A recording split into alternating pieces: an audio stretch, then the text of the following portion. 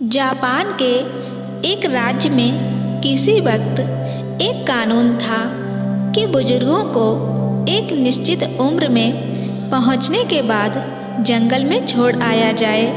जो इसका पालन नहीं करता था उसे संतान समेत फांसी की सजा दी जाती थी। उसी राज्य में पिता पुत्र की एक जोड़ी रहती थी। दोनों में आपस में बहुत प्यार था। उस पिता को भी एक दिन जंगल में छोड़ने का वक्त आ गया था।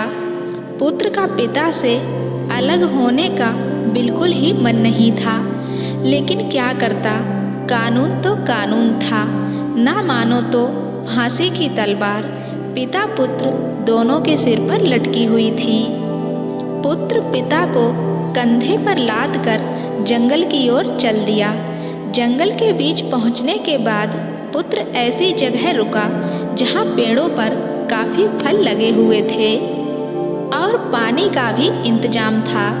पुत्र ने सोचा कि पिता की भूख प्यास का तो यहाँ इंतजाम है, रहने के लिए एक झोपड़ी और बना देता हूँ। 2 दिन तक वो वहीं लकड़ियाँ काट कर झोपड़ी बनाने में लगा रहा और पिता के विश्राम के लिए एक तख्त भी बना दिया। पिता ने फिर खुद ही अपने बेटे से कहा, अब तुम्हें लौट जाना चाहिए।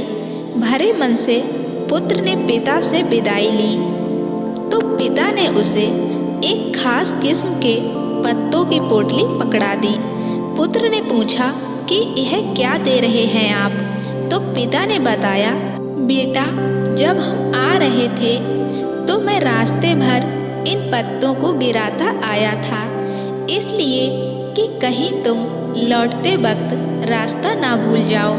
यह सुना तो पुत्र जोर जोर से रोने लगा। अब पुत्र ने कहा कि चाहे जो कुछ भी हो जाए वो पिता को जंगल में अकेले नहीं छोड़ेगा। यह सुनकर पिता ने समझाया, बेटा, यह मुमकिन नहीं है।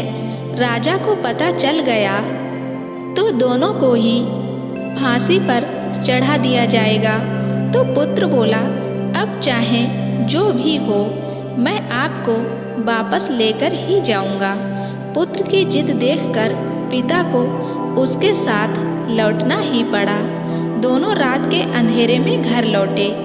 पुत्र ने घर में ही तहखाने में पिता के रहने का इंतजाम कर दिया, जिससे कि कोई और पिता को देख ना सके।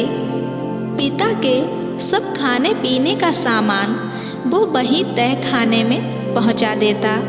ऐसे ही दिन बीतने लगे।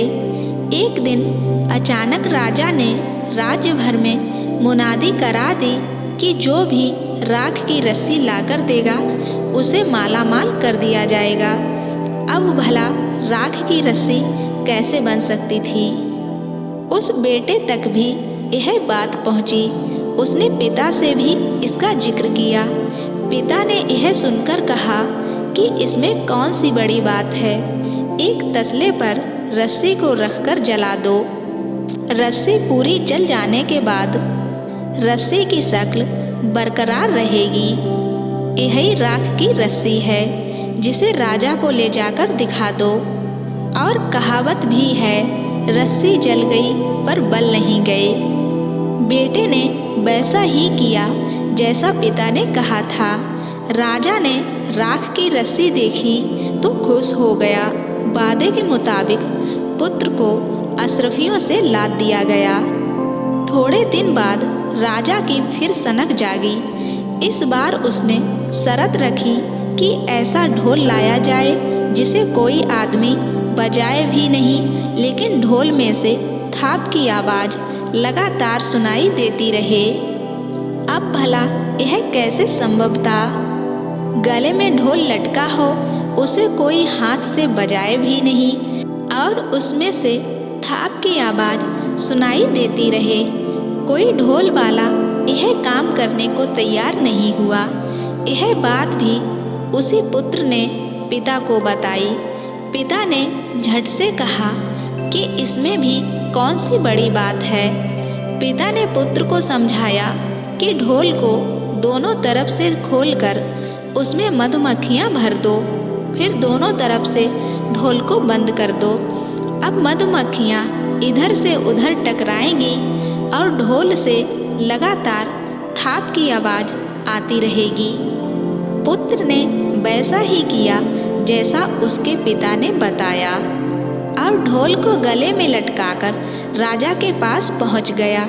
ढोल से बिना बजाए लगातार आवाज़ आते देखकर राजा खुश हो गया। फिर उसे माला माल किया गया, लेकिन इस बार राजा का भी माथा ठनक गया। उसने लड़के से कहा कि तुझे इनाम तो मिल ही गया, लेकिन एक बात समझ नहीं आ रही है कि क्या पूरे राज्य में अकेला तू ही समझदार है?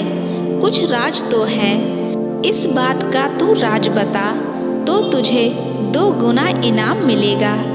इस पर लड़के ने कहा कि यह वो राज किसी कीमत पर नहीं बता सकता।